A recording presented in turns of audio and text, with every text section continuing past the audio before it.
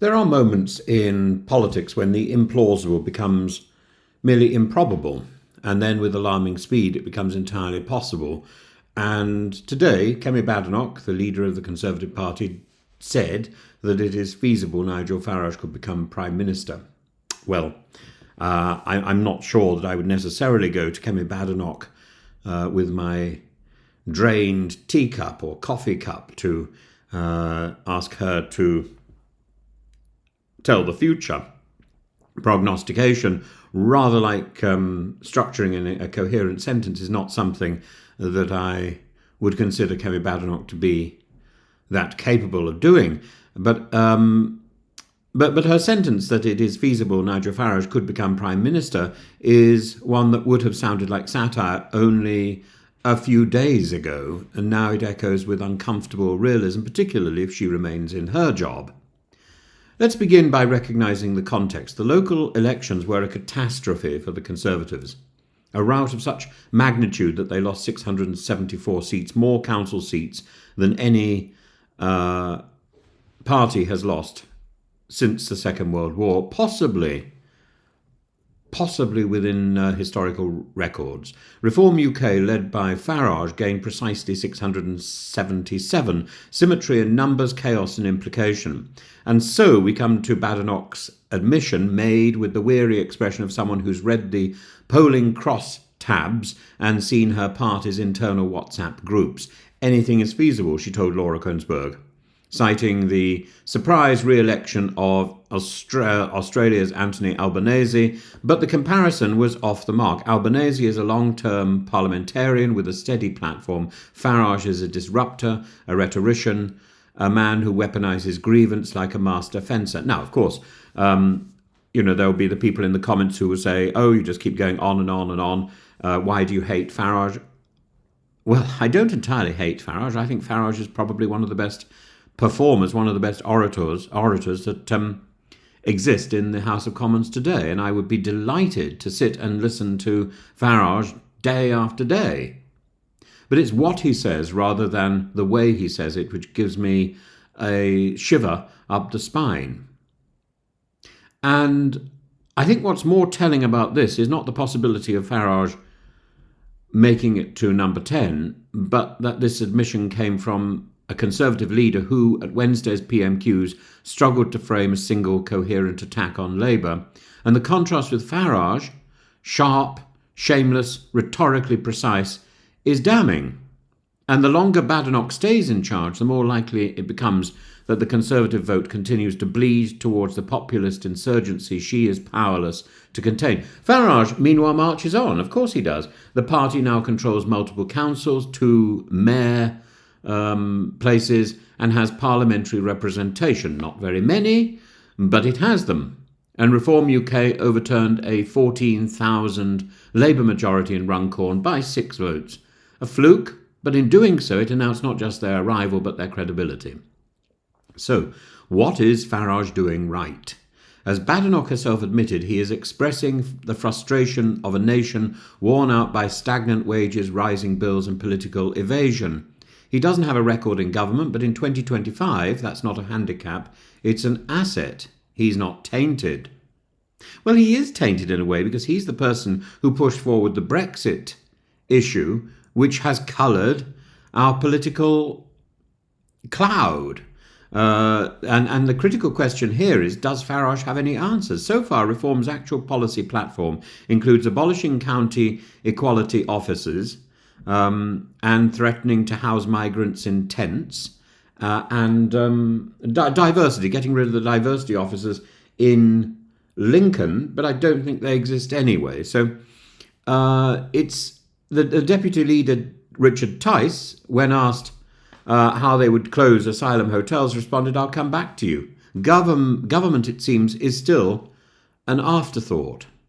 And herein lies the paradox. The more visible Badenoch becomes, and the more invisible her policies and her authority, the stronger Farage looks. The more abstract and aimless is Farage, is Starmer, the stronger Farage looks. Farage must look better than both Badenoch and Starmer, because he can construct a sentence and he has charisma. Neither Starmer nor Badenoch have charisma. Starmer has intelligence and can, and when he's free to do so, can actually structure quite a coherent argument. But he feels compelled, he feels constrained by the office, much as Rishi Sunak felt constrained by the office, I think. The Tories have tried to out-reform reform for the last year, and all it's done is to shrink their tent and embolden his. As Philip Blond, the David Cameron's former advisor, has said this week, all Badenoch has offered is inertia and inaction. Worse still, Tory MPs are in mutiny. Robert Jenrick is out on manoeuvres, writing pointed letters to candidates and conspicuously omitting Badenoch's name. Her premiership is beginning to look like a caretaker leadership in all but name. And in the wings waits Nigel Farage, not as court jester, but as contender. Wes Streeting, Labour's health secretary, called the situation alien versus predator, a grotesque contest in which nobody wants either to win. But Farage is winning. In fact, Alien versus Predator was the first computer game that I helped design. And unlike the two main parties who promise governance by spreadsheet, he sells revolution. He sells something which you can get your fingers on. Patriotic, angry, conveniently vague, but still, it's a little bit more substantial. It's human. So could he become Prime Minister? I suppose the answer is yes. Yes. Not because the country suddenly embraced libertarian nationalism, but because the alternatives are weak, weary, and wandering, vacillating. If Farage can consolidate his gains, win over more disaffected Conservatives, convince Labour sceptic working-class voters in the North and the Midlands that he offers not just protest but purpose, he will shape a general election, just as he shaped the Brexit referendum. His odds of entering number 10 remain very slim, but he may not need the keys to settle the agendum. With a hung parliament, a Tory collapse, or even a Labour mutiny or minority, Farage could become the kingmaker, policy bender, or the new face of a new permanent right-wing bloc. Of course, all this assumes that the Lib Dems don't continue their upward ascent. And that's the point which Laura Kuenssberg and the BBC and the pundits in the tabloids seem to be omitting all the time. I'm not a Lib Dem supporter, by the way, despite the comments of some of the people below. I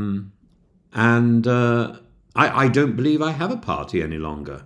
If Rejoin got a bit bigger, or it looked like something I could stand for, then I probably would support that. But at the moment, I don't feel that I have a party, because I certainly couldn't support Kemi Badenoch. I wouldn't support Farage, and although I admire what the Lib Dems are doing, I wouldn't support the Lib Dems led by a man who is so tainted by the Horizon mess. So,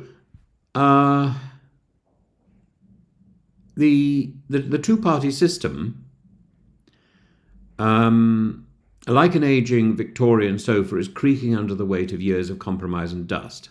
It has survived before, but this time it may not. If Farage succeeds not just electorally, but in reframing what opposition looks like, we may be back on this moment at the beginning of the end of Britain's political duopoly. This could be the beginning of the end of that adversarial thing. And once we lose that, we lose the shape of our British Parliament, and that's an interesting situation. We could find a government composed of one or two or more parties in coalition, and we could find an opposition in much the same position And we may look back and we may think, well, this was the decisive moment. It doesn't mean necessarily that Farage will automatically become Prime Minister, but it does mean that he may have a significant say in what happens next. He may have a say in how the opposition is structured. He may have a say in how the government is structured. So Badenoch may be right. Farage as Prime Minister is feasible, but the truly astonishing part is that it's her own weakness that is making it so. And the omission, of course, is to make any reference to the Lib Dems at all, which is extraordinary. It would only take just over 20 MPs to defect from the Conservative Party to the Lib Dems to completely bring down the opposition and to make the Lib Dems His Majesty's loyal opposition. It would only take that. In fact, it would take less than that if some of the Conservatives defected to Reform. And that is more likely, I think, frankly, within the next couple of years than Farage becoming Prime Minister. And if that were to happen, I think there is every possibility that the Lib Dems could make a play for number 10. They are in a much stronger position, believe me, than Farage and Reform, no matter what Badenoch says. Why would you believe Badenoch? You don't believe her about anything else, do you?